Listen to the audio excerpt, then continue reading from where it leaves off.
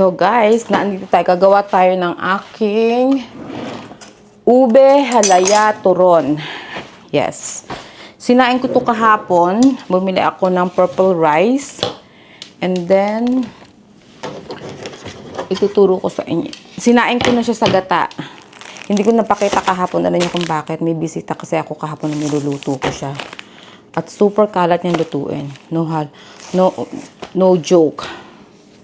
Talagang makalat yung lutuin. So, ganyan ang pagluluto, ang paggagawa. Naluto ko na siya naluto ko to sa gata. Yung parang magsasayang kayo ng pansuman or panghalaya or ng halaya. Anong tawag doon? Tapos lalagyan nyo ng langka para masarap. Yes. Damihan natin ng langka. Damihan din natin ito para hindi naman to pang tinda. Dahil ito ay pang party. So, ganyan lang siya. Sayang sana pala pinakita ko sa inyo how I did the So, anyway, pagluluto nung ang pagluluto ng nung malagkit na bigas, guys, simple lang. Lalagyan nyo lang siya ang ilalagay nyo lang ay lagyan nyo lang ng mahiwagang yung condensed milk na na kulay purple. Tapos, pag meron kayong lalagyan nyo rin ng kulay purple na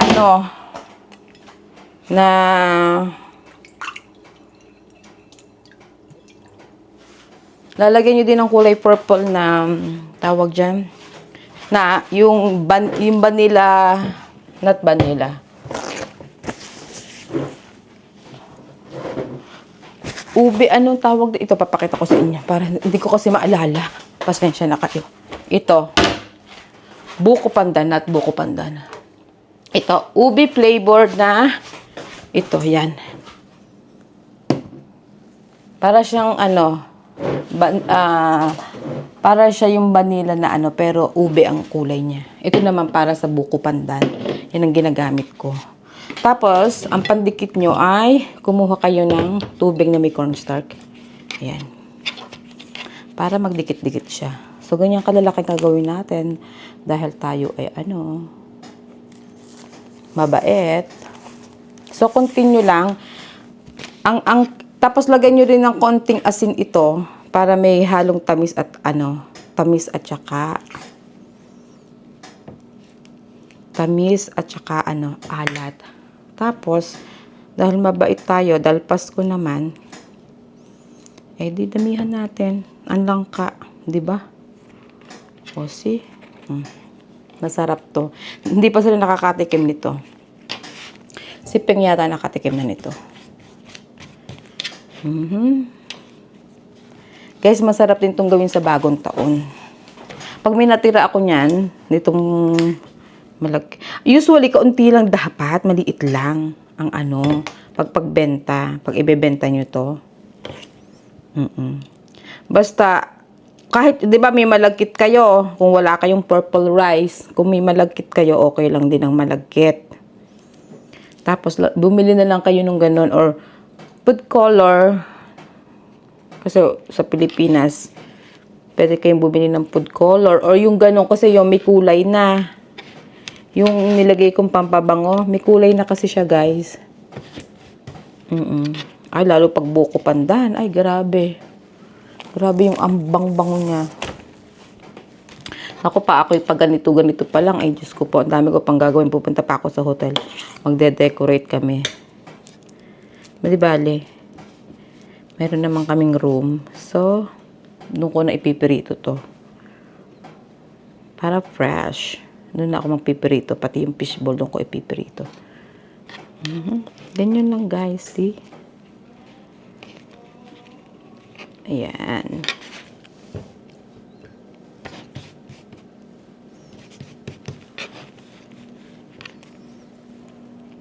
Guys, nagsinigang ako.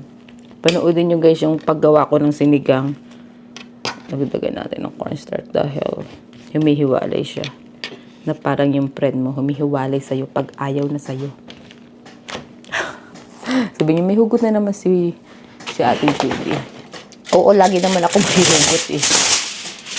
And you know what? I'm gonna put straight here. Kasi dadalhin ko naman to sa hotel.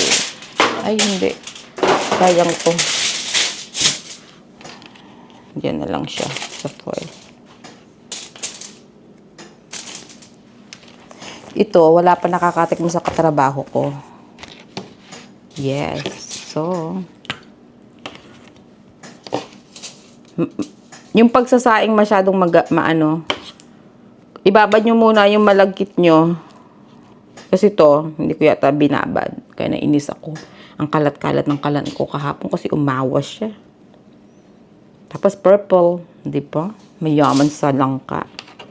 Kung nasa ibang bansa kayo at wala kayong langka, may nabibili pong langkang nasa kan. Yan imlong langkang nasa kan po yan. Babait na yung mga kasamahan ko sa akin. Kasi Hoy, pero malinis ang kamay ko ha. Huwag kayong ganyan. Mostly mag-party, hindi ako masyadong nagbibideo guys. Katulad ng party namin ng isang araw, yung nakagawn ako. Hindi ako masyadong nagbibideo. Alam niyo kung bakit? Kasi nahihiya ako sa mga kaibigan ko. Ayoko kasi baka gusto nila privacy. Kaya hindi ako wala ako masyadong mga video-video. Pero meron akong konting clip, papakita ko sa inyo, tsaka yung mga picture, slide picture. Isasama ko siya sa one of, mga upload ko naman itong pagluluto na maigsi lang. Para mabahaba yung vlog natin. At tulad nung sinigang, parang yung sinigang ko, parang lang siya. Parang 15 minutes lang. Less than 20 minutes yun. So, doon ko siya ilalagay. At saka yung sa, ko pala. Yung sa buko, yun sa aking sa jelly, sa coffee jelly. First time kong gumawa ng coffee jelly. Guys, kung meron kayong makikitang half ends, hindi ko na napakita ko sa iyo paano ko pinirito kasi naging busy ako. So, ayan siya. Ganyan siya. Parang turon lang din. And then, papakita ko sa iyo mamaya kung paano siya i-represent. May representation. Mamaya ko sa inyo ipapakita. Okay? Hulaan niyo kung ano yan. Banana cube. Diba may nabibili ditong frozen na saba? Yes. At luto ko siya ng banana cube. Hinati ko para lahat makapitin kasi wala ako masyadong saging na saba. Hindi na ako bumili. Tinubos ko lang yun nasa freezer ko. So, ganyan. Diba? Sa banana cube. Yes.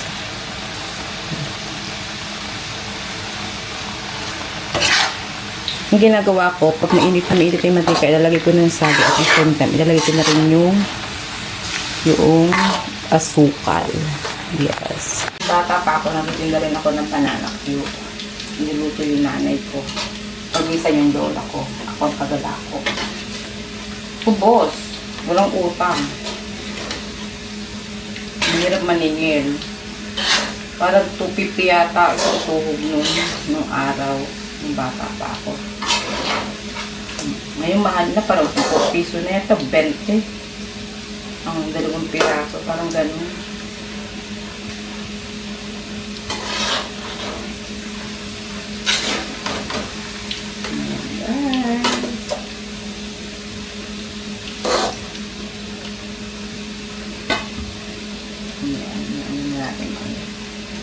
Lutuin lang natin mabuti yung asin.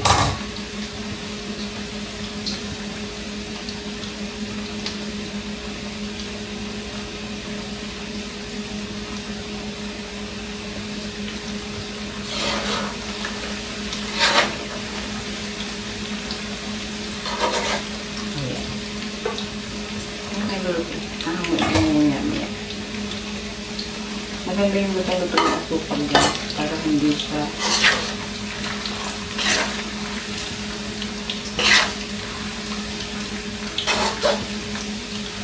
sauce lang ang may bibigay ko dun sa kaibigan ko. Bibigyan ko siya ng sauce. Bahala na sa fishbowl niya. Di ba? Pagkain plastic. Marami siya. Makita ang isa. Bahala na siya dahil sa sa kanyang fishbowl. Di ba? Di ba?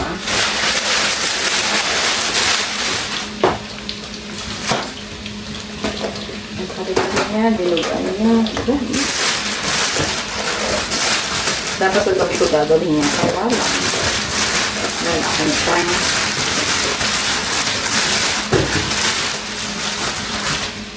Ayan. Ayan, ito sa kanya po.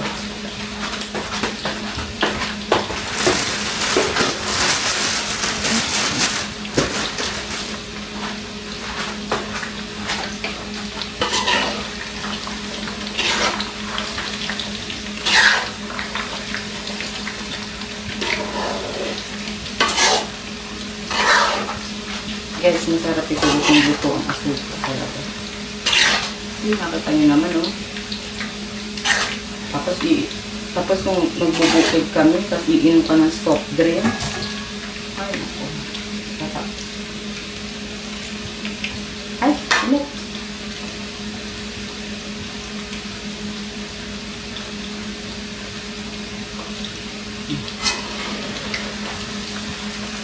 Pwede na.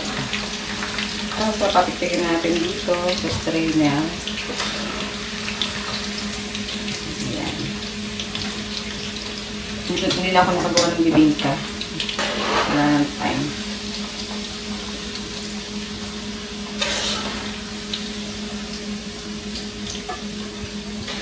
Guys, ito ang ating sauce. Luto na siya.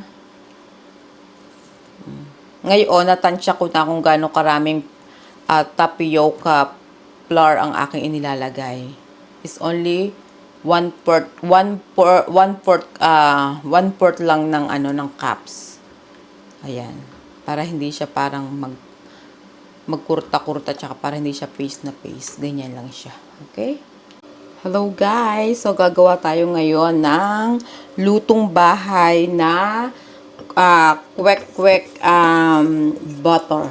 So, yung paggawa niya, meron tayong 2 cups of flour and 2 cups of baking soda. Yes. Hello guys! Another cooking ulit tayo ngayon.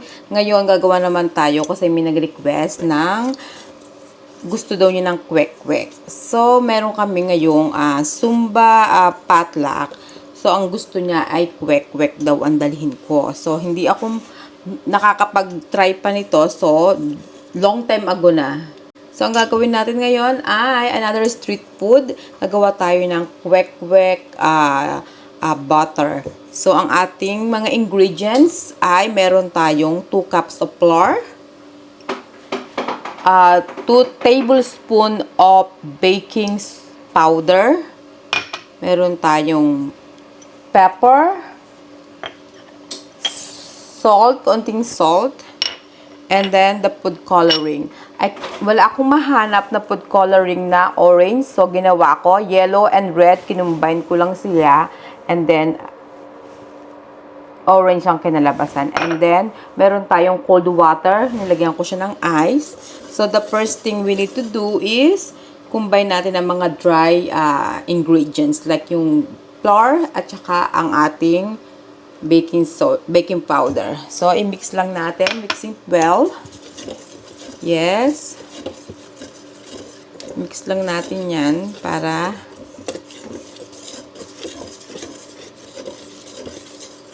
yeah, ganyan lang siya. Make sure walang buong-buong flour para pag nilagay nyo ng tubig, hindi siya then, lagyan natin ito ng konting tubig. Puro kasi siyang liquid na food coloring.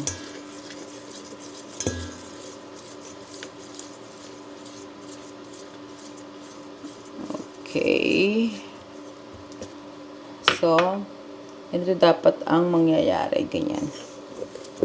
Tapos, anuhan natin ng water. Yan. Pahap-hap lang ang gawin natin hanggang sa makuha natin yung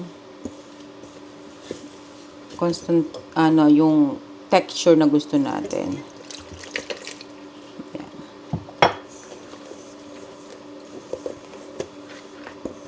Ayan.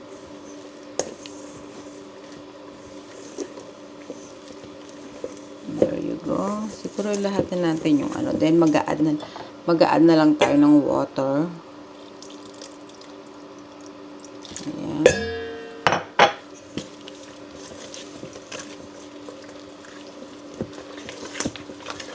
Ayan. O, see, orange ang kinalabasan niya, diba? Pag wala ko yung food color na mahanap na orange, you can mix the orange and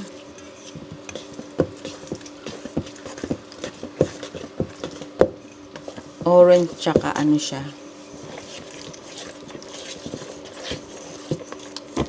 Oh, red and yellow. I-mix nyo siya and then yun ang kalalabasan, di ba?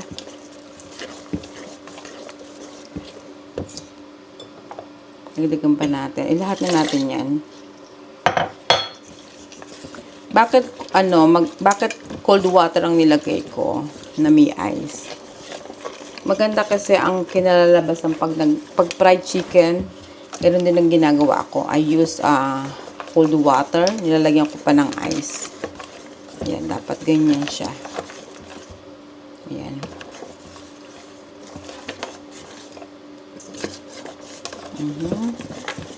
Then, ilalagay na natin yung pepper. Yes. And yun yung salt. Yan. So, ilin natin yung salt. Yan. Ilang ano lang yan. Parang total of 4 main ingredient lang siya, guys. Tapos, huwag nyo agad lulutuin. Hayaan nyo lang kasi ganyan dapat ang ano. Pero, hindi agad natin siya lulutuin. Parang kung sa ano, iaano natin, ano ang tawag doon? Yung parang yung, may tawag doon eh. Yung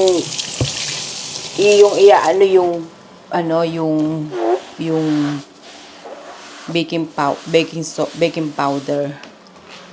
Papa-raise. Ayun, ipapa-raise mo siya. I-settle mo muna siya dyan. Kasi, para maano siya. Yes. Ayan. Kaya ay mo sang ma-settle yung baking powder niya. Tapos mix nyo lang. Napatapang yata ang pagka-orange ko. But it's okay. Ayan.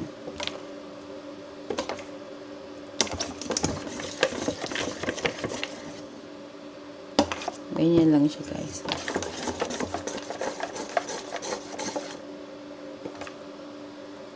So, hayaan nyo lang mag-raise.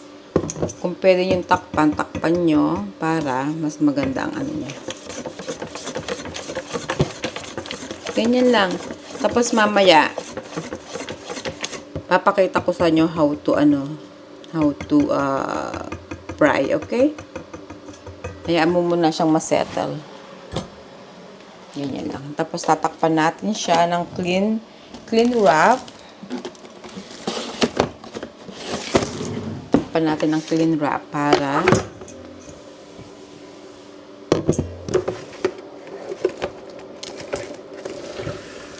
ayan.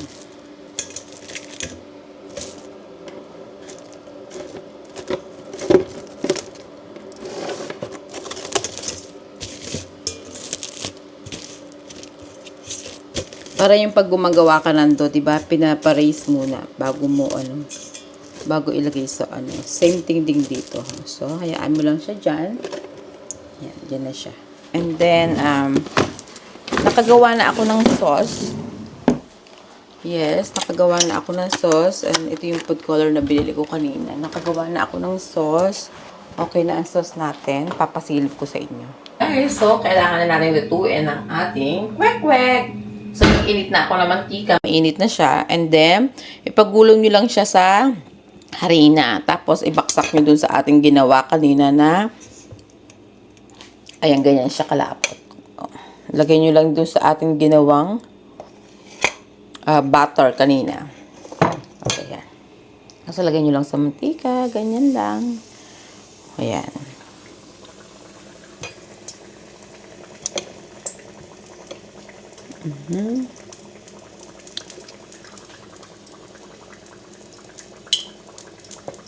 Ayan.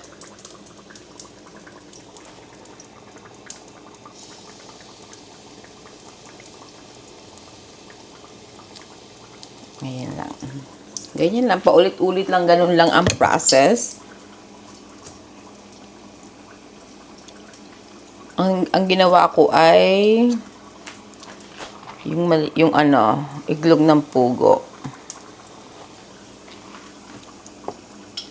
Bumili na ako nung nasa lata kasi mas mura siya. Mas mura yung nasa lata dito sa Amerika. Tapos naka-sale pa siya. Kaya, mas mura siya. Pagkaalis sa lata, i-drain-drain nyo lang. Yes. Then, i-prito nyo lang. Ayan.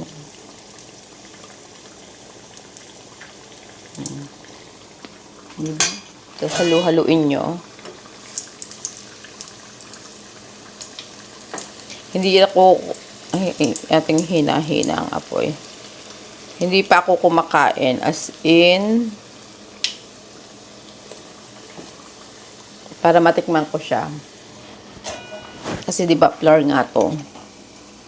Para matikman ko siya.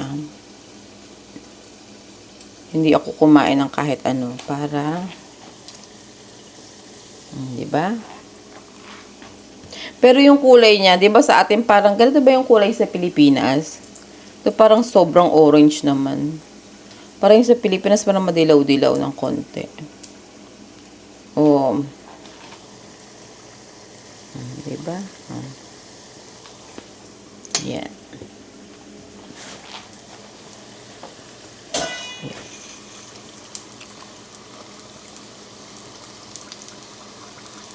Diba, oh?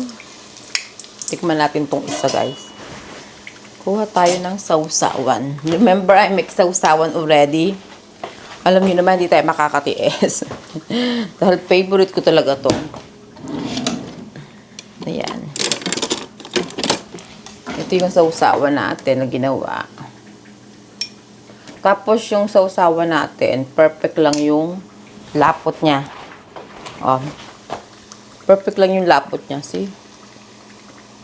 Diba? Ganyan.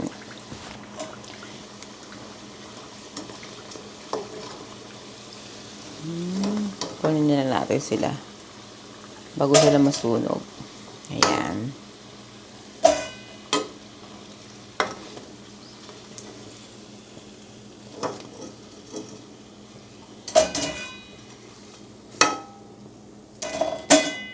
Tikman natin.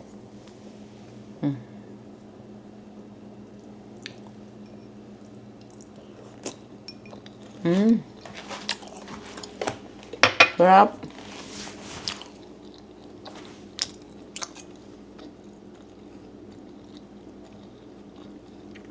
Tapos guys, continue lang ang paglagay ng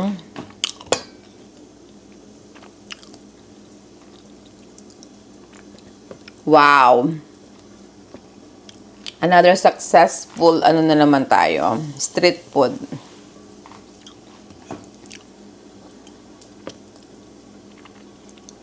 Ayan, guys. Ayan.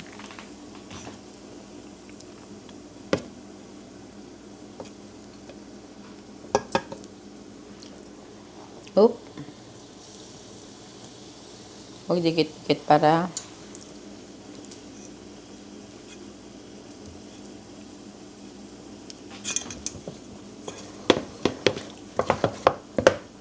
total guys, pang sarili naman to. Pwede kayong maglagay ng isang itlog dun sa inyong pinakang sa pinakang pang-coating natin. Dito sa butter ng ating kiwek-kwek. I-break down nyo siya ng isang itlog. Total pang sarili naman. Pag pang sarili, wag natin kuruputin nating sarili sa mga panlahok. Total pang sarili lang naman to. Ayan. Diba? Ganun lang.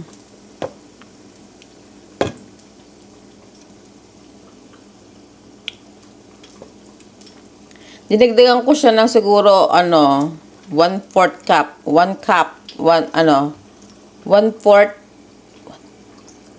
1/4 cup of, harina kasi lumabnaw siya ng konti. So, nilagdagan ko lang siya ng 1/4. Yun lang ang dinagdag ko. So, bali, 2 cups and 1/4. Kasi, siguro gawa nung ice. Kaya hindi siya masyadong naglapot. Dapat kasi ganito ang niya. Ganito yung pagkalapot niya. Ay, kanina medyo malabnaw. So, dinagdagan ko. So, 2 and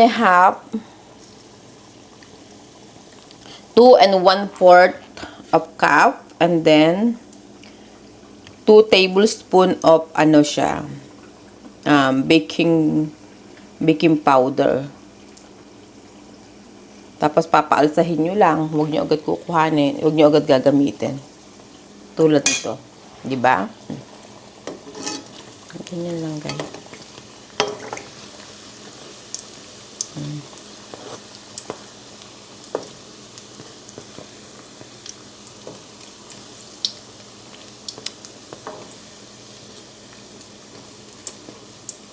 Nagtimbang ako kanina, guys. 2 weeks ago, bago mag-party, ako, yung last party, 138. Ngayon, 136 na lang. Kasi hindi pa rin ako nagka-carbs masyado. Tsaka nagpa-fasting naman ako eh. Yung mahalaga. Tapos yung mga lang, para hindi masunog. Ganyan lang. Alam mo sa totoo lang, yung ganitong luto, ang inyong kaanuhin lang ay ang masarap na sauce. Tikman ulit natin. Diyos ko dahil ang sarap. Tapos, igiling-giling. Ganyan.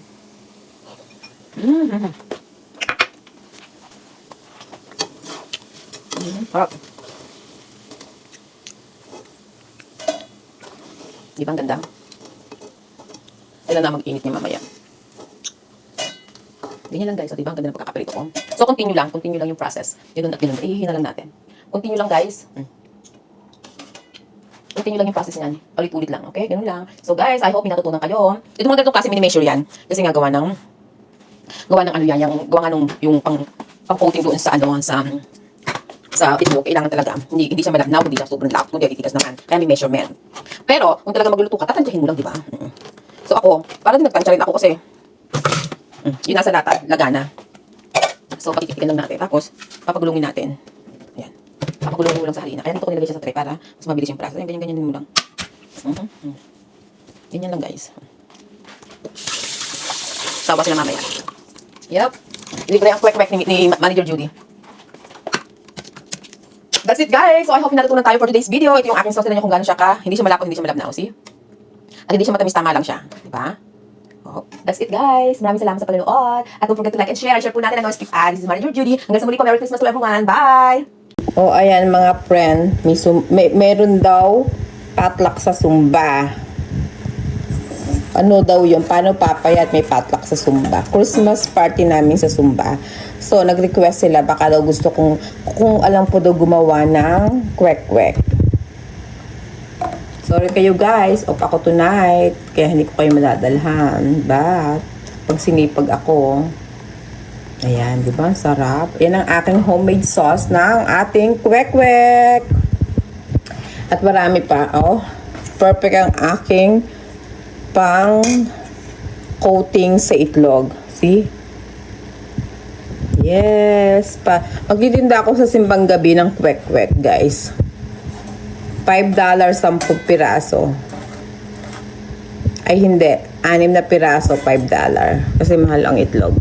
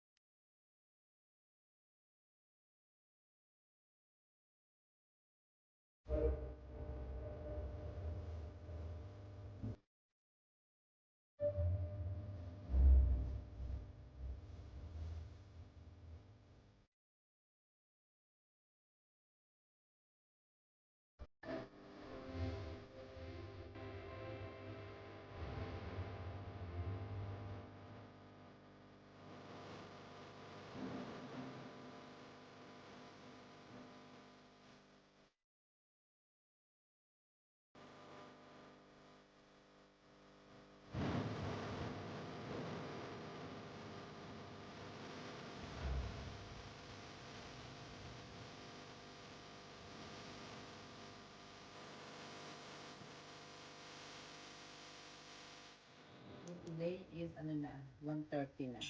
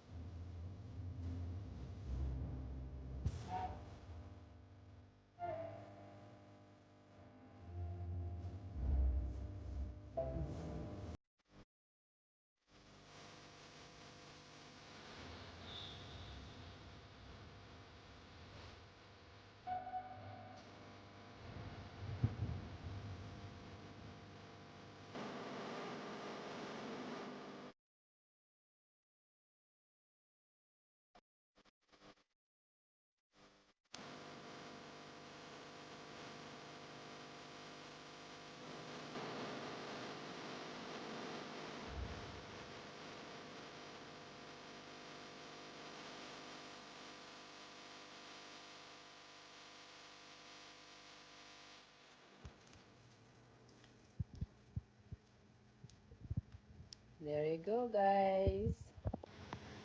Oh, ayan.